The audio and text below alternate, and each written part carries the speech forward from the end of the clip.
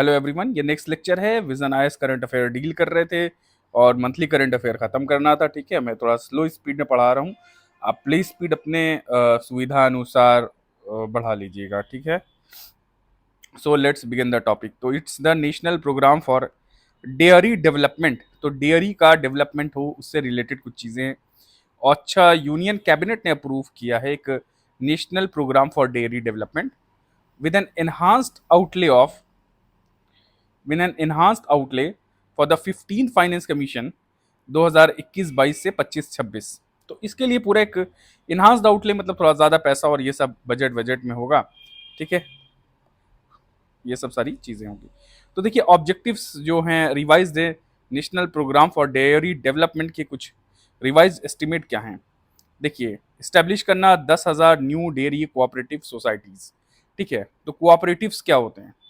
Group of people आते हैं लोग आपस में। ठीक है, मेनली यार जो दूध वाले हैं, मान लो मिल्क मैन ऑल दैट, ये सारे डेयरी कोऑपरेटिव की बात हो रही है। तो डेयरी कोऑपरेटिव में, ठीक है, अब ये यहाँ आए। ठीक है, दे बिकम मेंबर, ये सारे मेंबर बन गए। ठीक, अब हुआ क्या, इनकी बार्गेनिंग पावर, जब ये मेंबर बने, ग्रुप बने, तो लाइक द एसएचजीज और एफपीओस, थोड़ा सा उसी टाइप का है। अभी ये थोड़ा डिफरेंसेस हैं एफपीओ से। तो इनका बार्गेनिंग पावर बढ़ जाता है। ठीक है, एक्सेस टू मार्केट हो जाती है। ठीक है, तो material, because we have a fragmented, जो डेयरी सेगमेंट सेक्टर है, इट इज फ्रेगमेंटेड। ठीक है, छोटे छोटे फार्मर्स हैं जिनके पास एक दो गाय भैंस हैं, ज्यादा है नहीं, तो इनको मार्केट अवेल कर पाना, रिसोर्सेज अवेल कर पाना, ये सब में दिक्कत आती है। तो बार्गेनिंग पावर बढ़ता है जब कोऑपरेटिव बनते हैं। ठीक है, एक्सेस होती है मार्केट की, and they have equal voting right. जब ये मेंबर बनते हैं तो इनका कुछ अधिकार मिलता है इनको। तो इसमें डेमोक्रेटिक प्रिंसिपल्स पे ये स्टेब्लिश्ड है। तो they have equal voting rights irrespective of, पहले तो लिख दूं, equal voting right, and this voting right is irrespective of कितना आपका शेयर होल्डिंग है, कितना आप इन्वेस्टमेंट डाल रहे हो, कितना पैसा। सारे किसान आए, उसमें बड़े भी किसान होंगे, छोटे भी किसान। तो इररिस्पेक्टिव ऑफ लैंड होल्डिंग और शेयर होल्डिंग, आपको बराबर का मौका मिलता है। और थोड़ा डेमोक्रेटिक प्रिंसिपल्स पे है कि that every one will have an equal से। तो इररिस्पेक्टिव ऑफ शेयर होल्डिंग या जो भी हो, ये सब सारी चीजें। अच्छा, फार्मर प्रोड्यूसर ऑर्गेनाइजेशन में ये जो होता है, इसमें थोड़ा विभिन्न है। देखो, एफपीओस को थोड़ा लोन लेने में आसानी हो जाती है, टेक्नोलॉजिकली एडवांस्ड होते हैं कंपेयर टू कोऑपरेटिव्स। कोऑपरेटिव्स में जो है डेट ट्रैप और क्या नाम है, लोन डिफॉल्ट की प्रॉब्लम बहुत ज्यादा रही है। हिस्टोरिकल थोड़ा ये है, तो लोन देने में बैंक्स थोड़े यहाँ कोताही करते हैं। ठीक है, but here they get easy availability of loans, they have easy availability of loans. Technology, ये रेगुलेट होते हैं कंपनीज एक्ट। ठीक है, और ये जो रेगुलेट होते हैं कोऑपरेटिव वाले, they are cooperative societies act. ये जो हो रहे हैं कंपनीज एक्ट, ये कोऑपरेटिव। इसमें जितना आप इन्वेस्टमेंट डालोगे उतनी आपकी बात रखी जाएगी, मतलब उतना डोमिनेंस होगा। तो यहाँ पे जो ग्रुप ऑफ पीपल आ रहे हैं, फार्मर्स आ रहे हैं, अपनी, इनको भी मार्केट एक्सेस मिलता है, इनको भी नॉलेज शेयरिंग इंस्ट्रूमेंट्स होते हैं, जो भी टेक्नोलॉजिकल मशीन्स होती हैं यहाँ भी मिलती है फार्मर्स को। ठीक है, बहुत सारे इनको लोन मिल जाता है। लोन पे इंटरेस्ट सबवेंशन स्कीम के तहत इंटरेस्ट भी माफ हो जाता है। ये सब सारी चीजें हैं फैसिलिटी, बट यहाँ पे इन्वेस्टमेंट ज्यादा है। तो आपकी बात रखने की वो ज्यादा है, आपका वजन ज्यादा, आपकी डिसीजन मेकिंग ज्यादा है। ठीक है, तो here more is the investment, आप जितना इन्वेस्ट करोगे उतना आपका डिसीजन मेकिंग और या आप कह सकते हैं वोटिंग पावर, ये सब बढ़ेगा। ठीक, तो ये फार्मर प्रोड्यूसर ऑर्गेनाइजेशन से, और ये थोड़ी सी भिन्नता थी इसमें।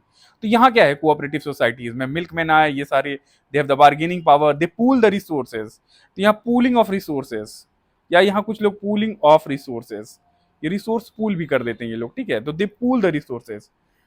अच्छा, अब आइए देखते हैं क्या है, कुछ बेसिक्स देखते हैं। अब ये सब सारी चीजें हो गई, थोड़ा सा डेयरी के बारे में बताता हूँ क्या है। कि मान लो ये डेयरी मार्केट है, मान लो ये ग्रुप ऑफ पीपल आए, दे फॉर्म द कोऑपरेटिव। कई बार ये फार्मर मिलके बनाते हैं, और कई बार इनको फार्मर्स भी हैं और फार्मर्स हैं, ये भी इनको, या फार्मर कह लीजिए, मिल्कमैन कह लीजिए, दूध वाले, ये इनको मिल्क सप्लाई करते हैं। क्या है, ये मिल्क सप्लाई करते हैं यहाँ पे। कई बार ये फार्मर खुद भी प्रोक्योर कर लिया मिल्क और कोऑपरेटिव बना दिया, तो इसको कहा जाता है प्राइमरी डेयरी कोऑपरेटिव सोसाइटी, पीडीसीएस। तो दिस इज द पीडीसीएस। अब ये क्या करता है, ये इन्होंने दूध कलेक्ट किया, सारा दूध कलेक्ट कर लिया, और डिस्ट्रिक्ट यूनियन है एक। ठीक है, तो डिस्ट्रिक्ट यूनियन में ले जा करके इन्होंने अपना दूध दे दिया। इनका डिस्ट्रिक्ट डेयरी यूनियन होगा, डेयरी का, वहां ये दूध जा करके सप्लाई कर दिया। यहां से क्या होता है, फिर कंपनी को चला जाता है दूध, और कंपनी डाइवर्सिफाई करती है, जो भी करती है, या प्रोसेस करती है। प्रोसेसिंग में भी शायद यहाँ भी हो सकती है, यहाँ हो जाए। कंपनी ज़्यादातर प्रोसेस किया, डाइवर्सिफाई किया प्रोडक्ट को, और मिल्क को आपने घी बना दिया, आपने बटर बना दिया, you have made it paneer, ठीक है, अदर अदर प्रोडक्ट हैं, मिल्क शेक जो भी कह लीजिए, ठीक है। तो यहाँ मॉडिफिकेशन हो गया। अब कंपनी कमाती है, डिस्ट्रिक्ट यूनियन को पैसा देती है, डिस्ट्रिक्ट यूनियन ये कोऑपरेटिव को पैसा वापस कर देते हैं। तो डिस्ट्रिक्ट यूनियन ये कोऑपरेटिव को पैसा वापस करते हैं, और ये पैसा जाता है कोऑपरेटिव बैंक में। किसमें? कोऑपरेटिव बैंक में, ठीक है, क्योंकि फार्मर्स इसी कोऑपरेटिव बैंक के मेंबर्स होते हैं, शेयर होल्डर्स होते हैं, तो इनका भी मुनाफा हो जाता है, ठीक है, क्योंकि कोऑपरेटिव बैंक ग्रो करेगा तो अल्टीमेटली जो फार्मर्स को भी बोनस मिलता है। तो कोऑपरेटिव बैंक में ही इनका खाता वाता होता है किसानों का, जो मिल्क लेकर के आते हैं उसी में पैसा डिस्ट्रिक्ट यूनियन डाल देती है।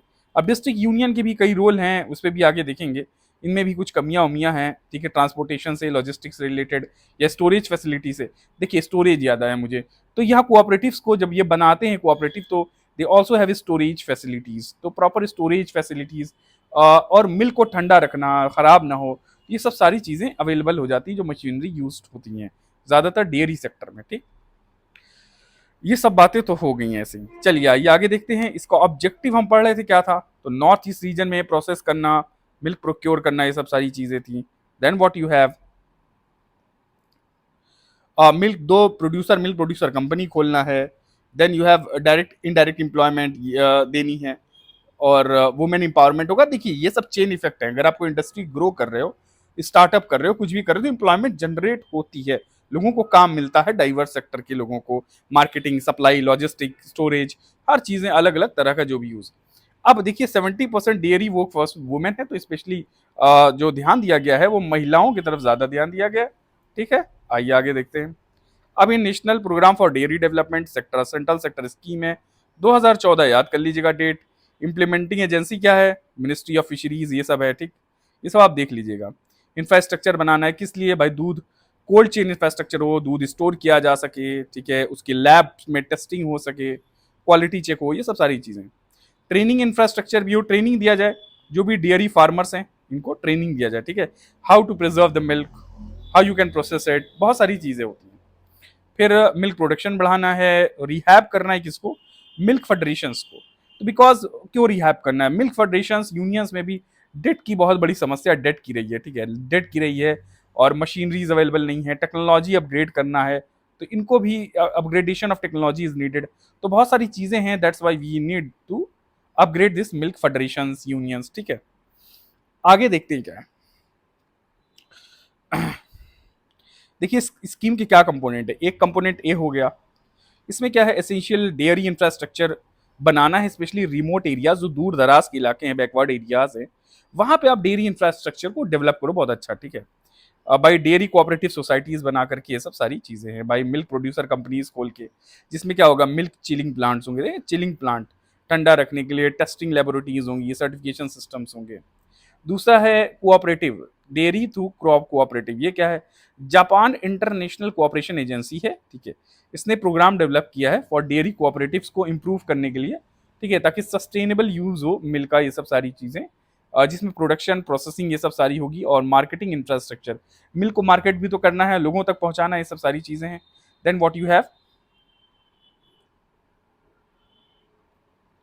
हाँ, ये डेयरी सेक्टर इन इंडिया थोड़ा सा देख लेते हैं क्या है। We are one in milk production, but हमारी डिमांड बहुत ज़्यादा है, ठीक है, तो कंज्यूमर भी लार्जेस्ट ही होंगे हम। देन ग्लोबल का हम लोग 24% प्रोड्यूस करते हैं मिल्क, 5% कंट्रीब्यूशन नेशनल इकोनॉमी में जाता है। लार्जेस्ट एग्रीकल्चरल कमोडिटी है dairy, is the largest agricultural commodity. Then 8+ crore farmers directly employed हैं, मेजरली दे आर वुमेन, 70% था जो ऊपर हमने डेटा देखा था।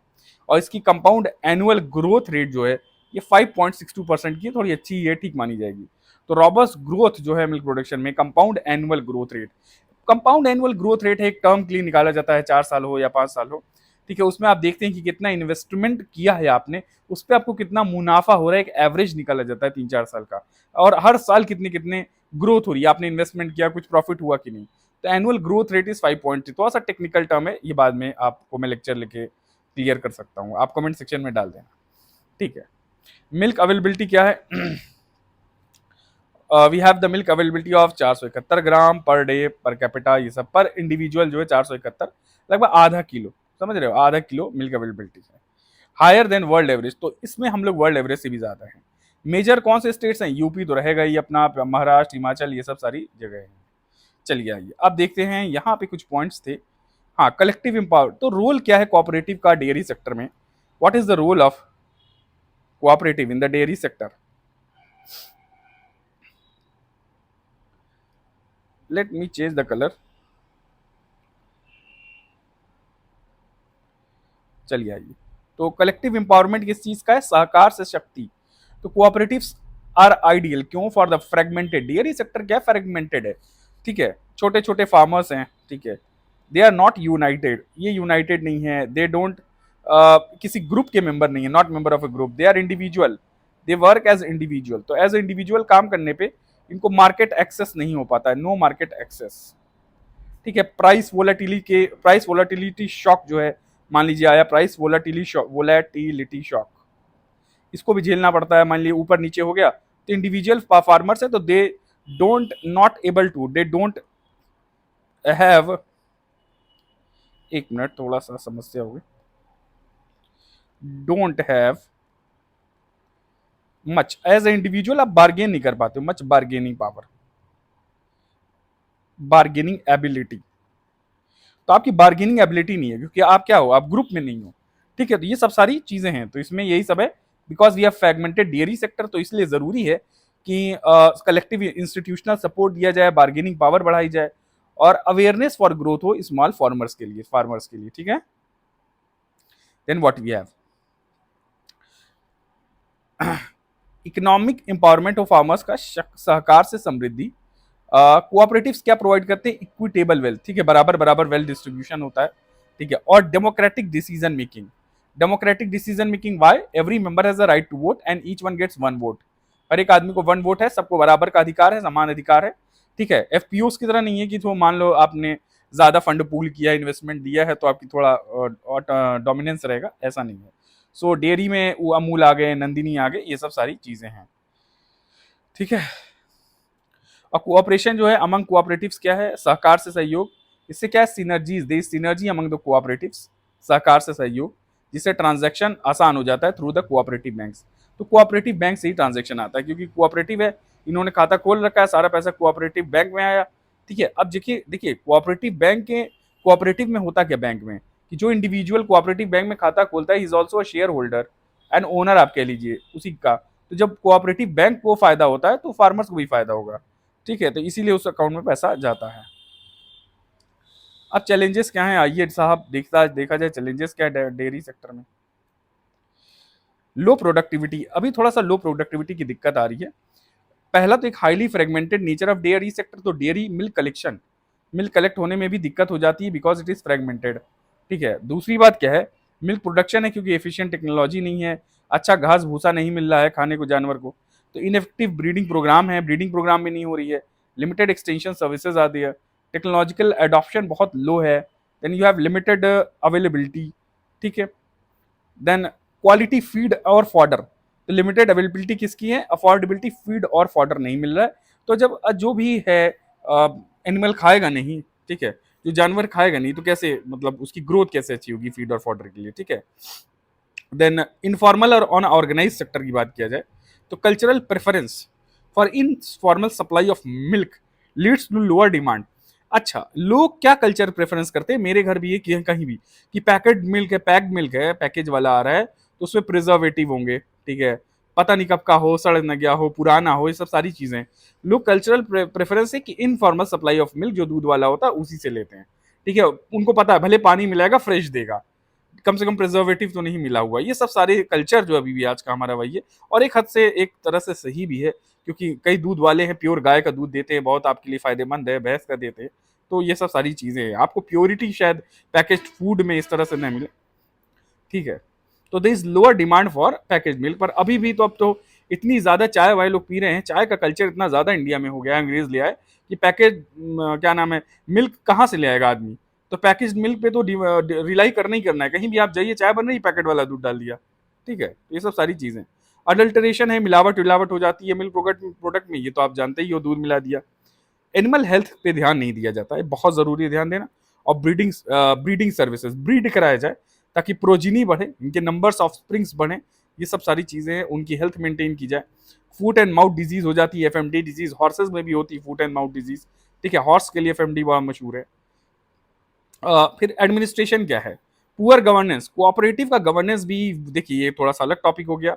स्टेट गवर्नमेंट के इंटरवेंशन हैं, देज अगर आप बात करोगे तो ट्रांसपेरेंसी है कि नहीं है, कहीं डोमिनेंस तो नहीं है कुछ लोकल ग्रुप्स का, बहुत सारी चीज़ें हैं, करप्शन है क्या है, देन यू हैव टेक्नोलॉजी है कि नहीं, अपग्रेडेंस, तो ये तो टेक्नोलॉजी वाला गवर्नेंस में नहीं आएगा, बट ट्रांसपेरेंसी और ये सब सारी देख लीजिए, डोमिनेंस, अथॉरिटी, ये बहुत सारी चीज़ें हैं, लीगल लूप होल्स होंगे बहुत सारे। Then limited processing and storage, तो वैल्यू एडिशन अभी भी लैक कर रहा है, प्रोसेसिंग में दिक्कत है, स्टोरेज में, मार्केटिंग इंफ्रास्ट्रक्चर में, इसमें बड़ी बड़ी कंपनीज हैं, तो large and big companies they dominate, छोटी कंपनीज को मौका नहीं मिल पाता है, तो ये सब सारी दिक्कत आती है, और ये सब प्रॉफिटेबिलिटी पे फार्मर्स को, मिल्क फार्मर्स को फर्क पड़ता है। कुछ इनिशिएटिव्स थे, आइए देखते हैं क्या क्या इनिशिएटिव्स हैं। राष्ट्रीय गोकुल मिशन है, जिससे मिल्क आउटपुट और प्रोडक्टिविटी बढ़ानी है थ्रू जेनेटिक इंप्रूवमेंट, मतलब जीन लेवल पे चेंज लाना है। जीन क्या, जैसे मिल्क बन रहा है, मिल्क भी तो प्रोटीन से बना हुआ है। ठीक है, मिल्क भी तो मेमरी ग्लैंड का सिक्रीशन है। ठीक है, किसका, मेमरी ग्लैंड का ही सिक्रीशन होगा ऑफ एनिमल।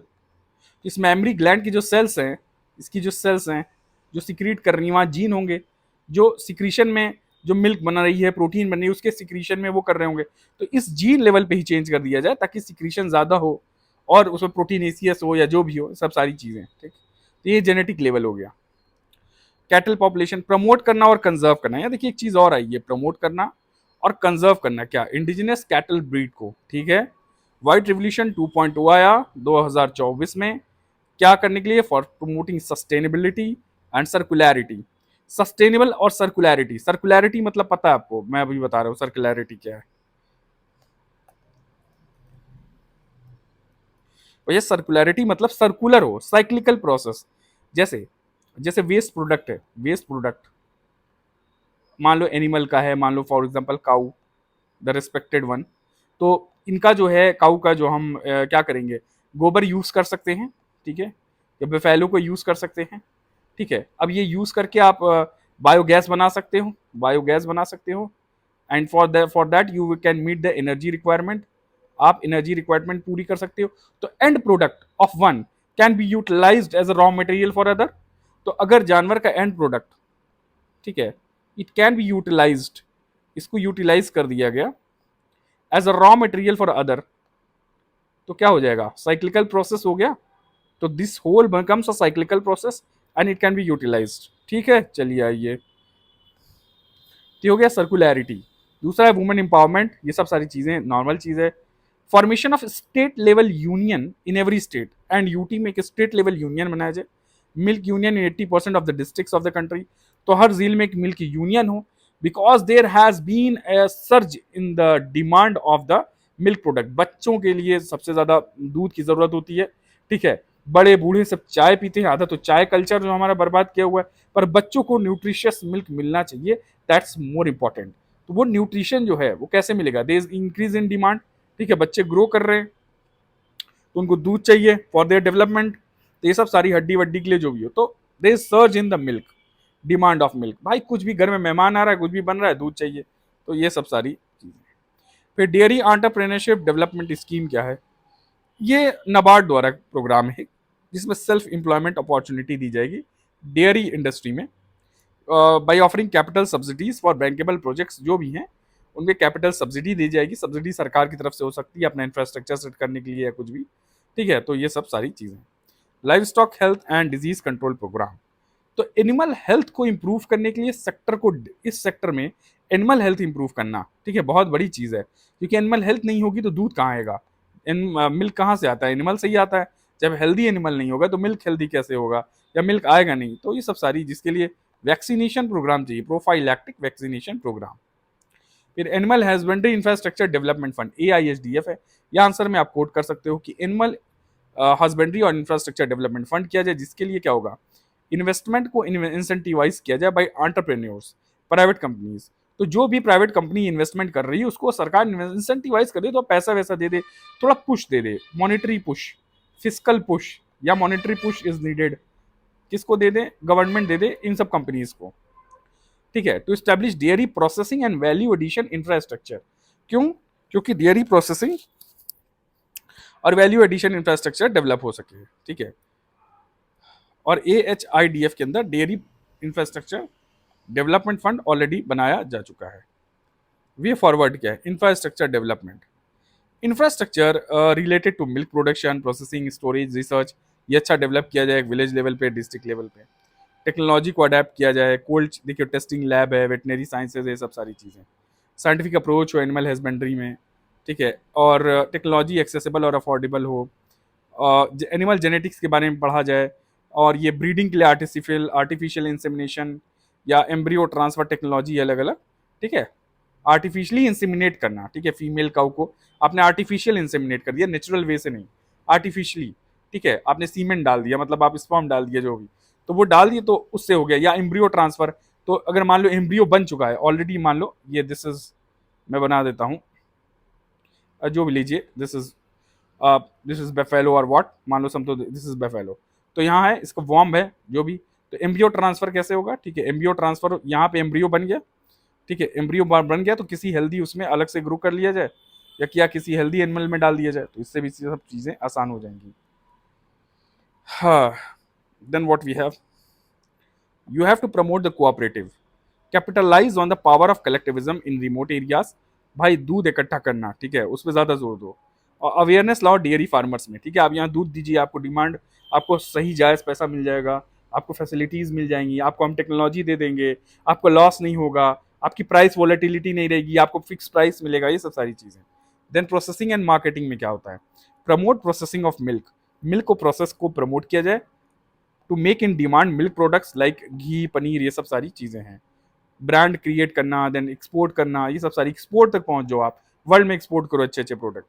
कुछ रिवाइज्ड राष्ट्रीय गोकुल मिशन है, इससे रिलेटेड न्यूज़ है, जिसमें एडिशनल आउटले 1000 करोड़ का दिया गया है, टोटल बजट 3400 करोड़ हो गया है। देन हाइफर रियरिंग सेंटर खोला गया है यंग काउस रियरिंग करने के लिए, 35% ऑफ कैपिटल कॉस्ट सरकार में भी शायद देगी, ठीक है, for 30 facilities and 15,000 heifers. Then support for high genetic merit heifer, तो जेनेटिक, जो जेनेटिकली स्ट्रांग होंगे, मतलब अच्छी ब्रीड के होंगे, जो दूध ज़्यादा आएगा। इंटरेस्ट सबवेंशन है लोन पे, लोन पे जो इंटरेस्ट होता है ना, उस पर सब्सिडी सरकार देके लोन माफ करवा देती है, थोड़ा बहुत इंटरेस्ट माफ करवा देती है, लोन नहीं। लोन इंटरेस्ट मान लो अगर 8% लोन है, तो सरकार जब सबवेंशन की है, इंटरेस्ट सबवेंशन, तो लोन आपका 5% हो गया, या बाकी ये जो गैप है 3%, it is paid by government, ठीक है। अच्छा, ये सब परचेज हो गया, IVF, ठीक है, ये सब चलिए हो गया। अब ये ऑनगोइंग एक्टिविटीज अंडर RGM क्या क्या है, राष्ट्रीय गोकुल मिशन में, नेशन वाइड आर्टिफिशियल इंसेमिनेशन, तो ये आप याद रख लीजिए, nationwide artificial insemination, semen station बनेंगे, और आर्टिफिशियल इंसेमिनेशन नेटवर्क बनाया जाएगा, AI नेटवर्क लिखा है, this is artificial insemination network. Then bull production, breed को इंप्रूव किया जाए, सेक्स सॉर्टेड सीमेन, ठीक है, सेक्स सॉर्टेड क्या सीमेन, अच्छी ब्रीड का सीमेन लिया जाएगा। Skill development and farmer awareness programme है, ये सब सारी चीज़ें हैं, लोगों को जागरूक करना, स्किल देना, ये सब सारी चीज़ें। सेंटर्स फॉर एक्सीलेंस इस्टेब्लिश करना एंड सेंटर कैटल ब्रीडिंग, तो स्ट्रेंथन क्या करना, कैटल ब्रीडिंग, ठीक है, ये सब सारी चीज़ें हो गई। तो ये हमारा डेयरी सेक्टर वाला देखो कंप्लीट हो गया है, ठीक है। 24 मिनट हो गए, एक टॉपिक और कर सकते हैं तो अच्छा रहेगा। कोल रिजर्व्स भी हमारे हो गए हैं। चलिए इनलैंड वाटरवेज देख लेते हैं थोड़ा। तो इनलैंड वाटरवे क्या है, इसने एक अभी इशू किया है, क्या इशू किया है, रेगुलेशन इशू किया है। क्या नाम है इस रेगुलेशन का, ये नेशनल वाटरवे और construction of jetties and terminal regulation 2025। अब इससे क्या होगा, formulated by inland waterway authority, इसको फॉर्मुलेट कर रही है मिनिस्ट्री ऑफ शिपिंग में। इसका काम एम क्या है, अट्रैक्ट करना प्राइवेट सेक्टर इन्वेस्टमेंट। देखो जो वाटरवेज है ना, इनलैंड वाटरवेज या शिपिंग इंडस्ट्री में दीज बहुत इन्वेस्टमेंट बहुत ज़्यादा है, तो इन्वेस्टमेंट बहुत ज़्यादा होती है, इन्वेस्टमेंट। और ये रिस्की होता है, ठीक है। तो इसीलिए लोग जो है इन फंड नहीं करते, पैसा नहीं लगाते हैं। तो शिपिंग सर्विसेज में लोग पैसा लगाते हैं। People invest money in shipping services in respect to the manufacturing of ships. तो मैन्युफैक्चरिंग ऑफ शिप्स में लेसर पैसा लोग नहीं लगा रहे हैं, सर्विसेज में लगाते हैं। इनका गेस्टेशन पीरियड मान लो ज़्यादा है, थोड़ा मुनाफा है, इन्वेस्टमेंट बहुत ज़्यादा है, अफोर्डेबल नहीं है, ठीक है, नॉर्मली। और return, this is the lesser return. Specially मान लो ये शिप यहाँ से यहाँ जानी है, यहाँ से यहाँ जानी है, यहाँ से यहाँ जानी है, तो एक कोस्ट से दूसरे कोस्ट में this is very poor in India, या ठीक है, उतना ज़्यादा नेटवर्क ये सब सारे डेवलप नहीं हुए हैं। या यहाँ से यहाँ जाना है, ठीक है, मान लो बड़ी शिप्स आ रही हैं यहाँ, देखो बड़ी शिप को यहाँ आई, फिर यहाँ से कंटेनर डीलोड करके यहाँ से यहाँ जाना है, तो कई बार दो रीजन्स के बीच में शिप की ज़रूरत होती है। तो ओवरऑल ये देखो शिप वाला एक अच्छा लेक्चर है, मैंने लिया है शायद पोर्ट्स एंड शिपिंग, तो एक बार आप देख लीजिएगा, उसको शायद कंप्लीट कराना था, थोड़ा सा शायद रह गया हो। तो देखिए वाटर वे है हमारा, पहले ये देख लेते हैं।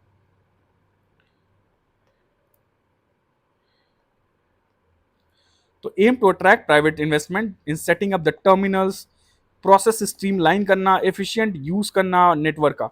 तो जो वाटर वे नेटवर्क है मेनली इनलैंड वाले जो अंदर हैं, यहाँ नदियाँ वदियाँ हैं, वहाँ यहाँ पे देखो केरला वेरला के पास इधर खूब सारी ढेर सारी नदियाँ वदियाँ हैं, ठीक है, ऐसे ऐसे ऐसे। पर ये वाला तो सबमर्जेंट वाला, इमर्जेंट वाला कोस्ट है, मे बी तो इधर थोड़ा सा दिक्कत हो जाएगी डेवलप करने में, ठीक है। एक मिनट, तभी कोई दिक्कत नहीं है इतनी, ठीक है। तो यहाँ से मूवमेंट है, तो इनलैंड वाटरवे सिस्टम डेवलप किया जाए। सॉरी थोड़ा सा इनलैंड, ये देखो नेपाल गंगा रिवर है, यहाँ आया, फिर ये देखो यहाँ से माल यहाँ से यहाँ जा रहा है, तो इनलैंड वाटरवे यहाँ से यहाँ आना, यहाँ से यहाँ, ये पूरा इनलैंड वाटरवे जो है लैंड के अंदर, कोस्टल के अंदर, not on the coast, within the coast, वो नेटवर्क करना, एफिशिएंट बनाना, देन वास्ट नेटवर्क है उसको यूज करना, ठीक है। तो ये देखिए कुछ कैनल वैनल बने हुए हैं, इसको मैं नहीं इसको लेक्चर ले रहा हूँ, आप देख लो एक बार, स्क्रीनशॉट ले लो, पढ़ लो, ठीक है। नेशनल वन है, देन BF 2, 6, 5 ब्रह्मणी पे है, 4 गोदावरी कृष्णा वाले पे है, और 1 वाला Ganga Haldia to Allahabad, this is the first one. फिर ब्रह्मपुत्र वाला दुबरी टू सादिया, दुबरी से सादिया, और ये पूरा स्पैन कर रहा आसाम, अरुणाचल प्रदेश, मेघालय, अरुणाचल प्रदेश, वेस्ट बंगाल, मेघालय, तो ये सब सारी चीज़ें हैं। हाँ, ये नेशनल वाटरवे 2, ठीक है। देखो this is in land waterway, तो ये इन लैंड वाटरवे हो गया। चलिए आइए ये सब आप देख लीजिएगा, आइए आगे देखा जाए की प्रोविजन क्या है। देखिए की प्रोविजन आइए इसके पढ़ते हैं। Any entity including private, wait a minute थोड़ा सा ही, सो क्या की प्रोविजन है आइए देखते हैं। Any entity including private wishing to develop या ऑपरेट करना चाह रहा है, डेवलप करना चाह रहा है, चाहे एग्जिस्टिंग टर्मिनल हो या नया टर्मिनल हो, ठीक है, तो are covered under these regulations. तो कुछ रेगुलेशंस हैं, उस रेगुलेशंस के अंडर इनको रखा जाएगा, ठीक है। देखिए टर्मिनल क्या हो जाता है, इनलाइन वाटरवे का टर्मिनल वो है, टर्मिनल क्या है, ये टर्मिनल क्या है, ये पूरा जो है जहाँ पे कार्गो या फॉर एग्जाम्पल पैसेंजर्स, ठीक है, इनको ट्रांसफर किया जाता है एक मोड से दूसरे मोड में, वाटर वेसल से या रोड रेलवे में। मान लो वाटर वेसल पे हैं, तो फिर कैसे ये रोडवेज पे जाएंगे या रेल पकड़ेंगे, तो ये जो ट्रांसफर है पूरा उतार देना, यही जो है टर्मिनल होते हैं, ठीक है। ये लिंचपिन्स हैं, they are linchpins of the functional inland water transport system, ठीक है। बल्क कार्गो हो सकता है, जनरल कार्गो हो सकता है। बल्क कार्गो में कोल, जैसे कोयला आ जाएगा, बालू आ जाएगा, फर्टिलाइजर आ जाएगा, ठीक है, ठीक है। और अलग अलग तरह के कार्गो टर्मिनल होते हैं, पैसेंजर टर्मिनल हैं, जेटीज हैं, जहाँ पैसेंजर उतरते उतरते ये सब सारी चीज़ें हैं। मल्टी मोडल जो लॉजिस्टिक पार्क बना है, मल्टी मोडल लॉजिस्टिक पार्क, उसमें क्या किया गया है, वह इंटीग्रेट किया गया है IWT टर्मिनल को रेलवे से, रोडवे से। तो मल्टी मोडल लॉजिस्टिक पार्क में इंटीग्रेटिंग रेलवेज, रोडवेज विद किससे, विद दिस IWT, ठीक है। तो एक पॉइंट पे सब फैसिलिटी मिल जाएगी, और यहाँ कस्टम क्लियरेंस भी हो जाएगा, पार्किंग वार्किंग भी होगी, तो यहाँ वेयर हाउस फैसिलिटीज भी दे दी जाएगी। क्या दिया जाएगा, वेयर हाउस स्टोरेज करिए, सामान उमान माल वाला है तो वेयर हाउस फैसिलिटी है, और कस्टम क्लियरेंस भी है, मान लो बाहर से सामान आ रहा है, ठीक है, क्लियरेंस। मान लो कोस्टल रीजन में है टर्मिनल, तो यहाँ मान लो बाहर से सामान आया, यहाँ बाहर से सामान आया, यहाँ उतर गया, तो ये पास में ही लॉजिस्टिक पार्क बन गया, लॉजिस्टिक पार्क, ठीक है। और यही सब फैसिलिटी दे दी गई, कस्टम क्लियरेंस भी हो गया, पैकेजिंग सेंटर यहाँ पैकेजिंग सेंटर और प्रोसेसिंग सेंटर भी बना दिया गया है, थोड़ा बहुत प्रोसेस हो सके, ठीक है। एक पार्क बन गया है, तो काफ़ी ये इकोनॉमी के लिए बहुत अच्छा है। यही इकोनॉमिक क्या नाम है, स्पेशल इकोनॉमिक जोन्स भी बना दिया गया इसी सब रीजन में, पोर्ट्स वाले, ठीक है। तो और अच्छा यहाँ पे लीगल रेगुलेशंस कम है और पुश दिया गया है इकोनॉमिक ग्रोथ को, ईज ऑफ डूइंग बिजनेस को, ठीक है। तो ये सब सारी चीज़ें।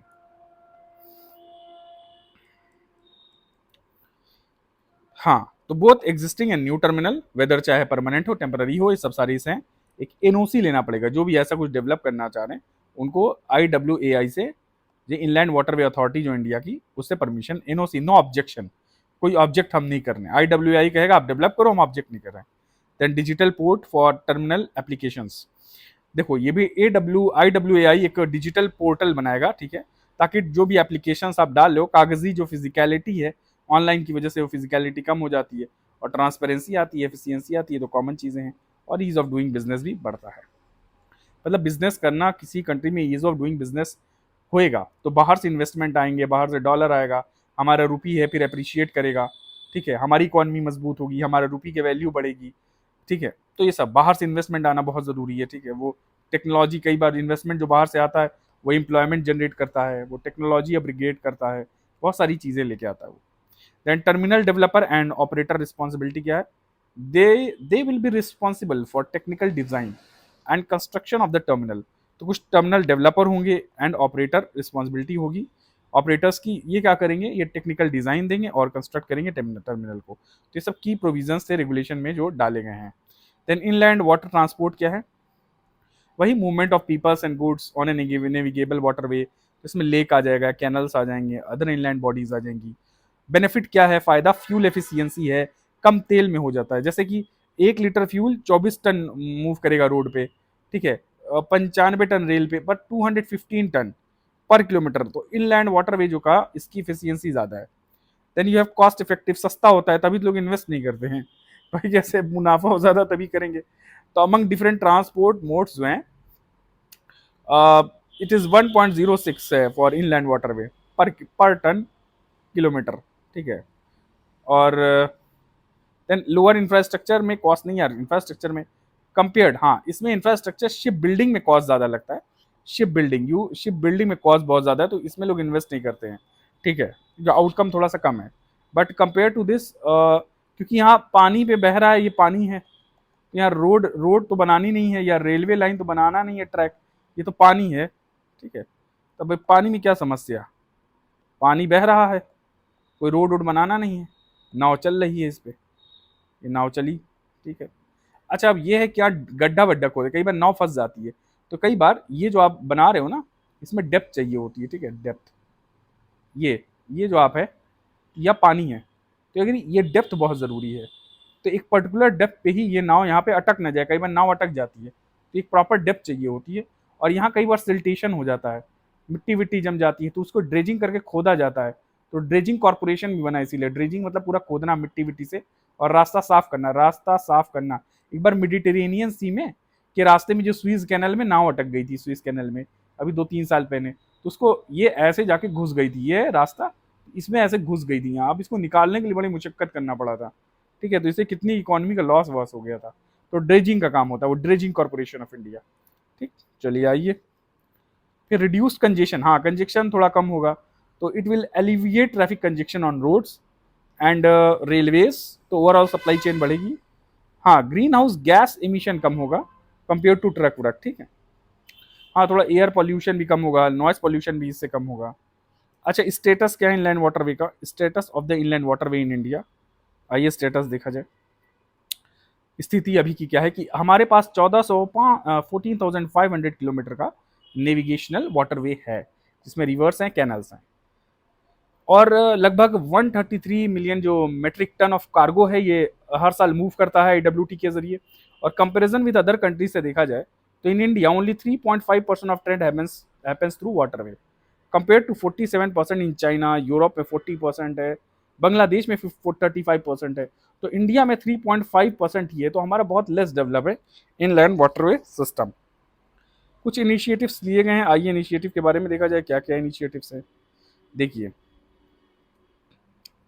IWAI 1986 में बना, और तभी जो है हल्दिया वाला, इलाहाबाद टू हल्दिया ये सब वाला, प्रयागराज टू हल्दिया कह लीजिए, ये रूट डेवलप हुआ। और it is nodal agency under ministry of shipping waterway, ये सब सारी चीज़ें हैं। It is mandated to develop and regulate, national waterway को रेगुलेट करना और डेवलप करना है। जल विकास मार्ग प्रोजेक्ट, ये याद रखिएगा, आजकल बड़ा पीसीएस के एग्जाम में डेट्स बहुत आ रही हैं क्रोनोलॉजी, तो 2014 में जल विकास मार्ग विकास प्रोजेक्ट आया था। It is being implemented by IWAI, जिसमें वर्ल्ड बैंक का भी सपोर्ट है, टू इम्प्रूव द नेविगेबिलिटी बढ़ाना, ठीक है, of 1390 kilometre stretch of national waterway, Varanasi से हल्दिया तक का। अरे वाराणसी से हल्दिया कहाँ है, ठीक है, तो इलाहाबाद देखा यहीं कहीं वाराणसी होगा, वहीं कहीं हल्दिया वल्दिया होगा, इधर इधर कहीं या इधर कहीं, ठीक है।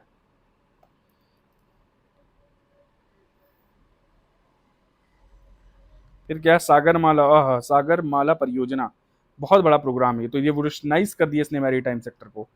और इसने कोस्टल और इनलैंड वाटरवेज को यूज किया है फॉर कार्गो ट्रांसपोर्टेशन, और जिससे डिपेंडेंस जो है रोड पे या रेल नेटवर्क, तो पूरा सागर माला में पूरा जो है कनेक्टिविटी बढ़ाई गई है पूरे इंडिया के कोस्टल रीजन्स को कनेक्ट करके। देन नेशनल वाटरवे एक्ट है 2016 का, under it 111 waterways have been declared national waterways. तो कितने वाटरवेज ये याद रखिएगा आप, कि 2016 के अंतर्गत जो आया था इसमें 111 वाटरवेज है इंडिया में, ठीक, they are declared as national waterways.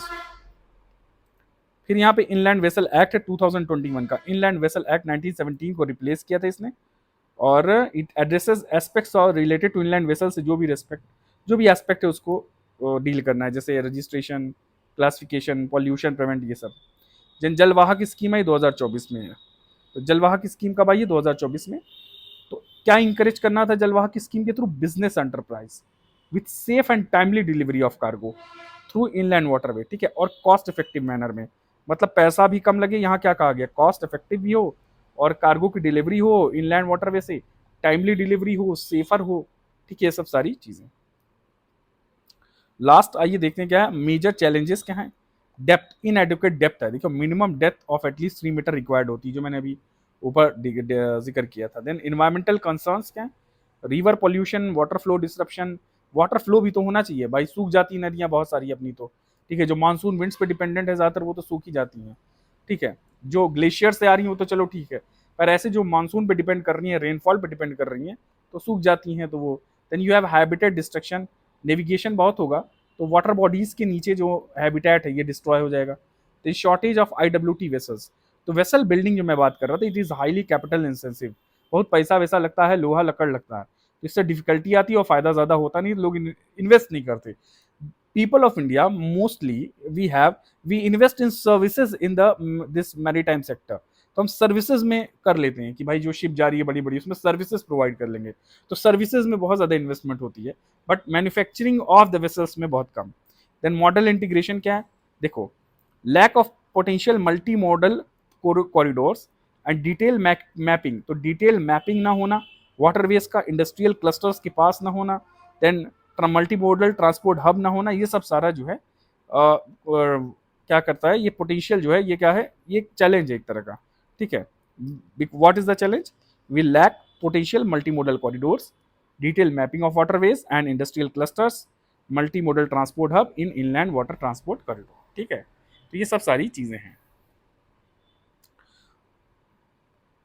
तो जो भी वाटरवेज हैं, जो हमारा डेवलपमेंट है वाटरवेज का, उसमें क्या कनेक्टिविटी नहीं है, लिंकेज नहीं है, तो there should be a linkage, किससे, देखो lack of multimodal potential multimodal corridor में क्या है कि एक तो मैपिंग नहीं है, देन कनेक्टिविटी, कनेक्टिविटी इन सब जो टर्मिनल्स का है विद रोड, रेलवे, ठीक है, इंडस्ट्रियल क्लस्टर, ठीक है, ये सब सारी चीज़ें नहीं है, इंडस्ट्रियल क्लस्टर, जो भी लॉजिस्टिक पार्क, ठीक है, तो ये सब जो सेंटर्स है इनसे कनेक्टिविटी होना बहुत ही ज़रूरी है इन सब चीज़ों का, तो इससे जो है मॉडल इंटीग्रेशन बहुत ज़्यादा ज़रूरी है। Then what we have to unlock the full potential inland waterways का, अ कंप्रहेंसिव, क्या चाहिए, we need a comprehensive coordinated approach is essential, जिसमें इंफ्रास्ट्रक्चर को तो अपग्रेड करेंगे, बढ़ाएंगे ही, प्राइवेट इन्वेस्टमेंट दो हम शुरू से पढ़ते आए हैं अभी कि कम है, तो उसको बढ़ाना है, मॉडर्न टेक्नोलॉजी यूज़ करना है। देन मल्टी मॉडल कनेक्टिविटी, ठीक है, रोड से, रेलवे से, इंडस्ट्रियल क्लस्टर से, स्पेशल इकोनॉमिक जोन से, ये सब सारी लॉजिस्टिक पार्क से, ये सबसे कनेक्टिविटी करना है। देन स्ट्रीमलाइन पॉलिसीज और इन्हांस रीजनल कोलैबोरेशन तो चाहिए चाहिए, पॉलिसी हो ये सब सारा, फॉर बेटर कार्गो मूवमेंट हो, चीपर हो। देखो कार्गो आपको चीपर भी रखना है और इन्वेस्टमेंट भी लानी है, तो कहीं ना कहीं गवर्नमेंट को सपोर्ट देना पड़ेगा। इनिशियल पुश इज रिक्वायर्ड, तो initial push by the government is required, initial push. ठीक है, एक फ्रिक्शन होता है ना, स्टैटिक फ्रिक्शन, ठीक है, स्टैटिक फ्रिक्शन ज़्यादा है, वो दूर हो जाएगा फिर। तो ये सब सारी चीज़ें हैं। तो ये लेक्चर हमारा अभी ये वाला हो गया। अब हम देखेंगे 2 लेक्चर में पूरी इकोनॉमी तो ख़त्म ही हो जाएगा, एक लेक्चर और में नेशनल टेक्सटाइल वाला, बायो इकोनॉमी है ये, और एफपीओज हैं, इक्वलाइजेशन लेवी है, और सेल्फ रिलायंस। तो ये 3-4 टॉपिक और हैं, मे भी 2 लेक्चर और लगेगा, 15-15 40-40 मिनट के में भी और लग जाएं। तो अगला हम करेंगे ये नेशनल टेक्सटाइल टेक्निकल टेक्सटाइल्स है। ठीक है, ओके, थैंक यू।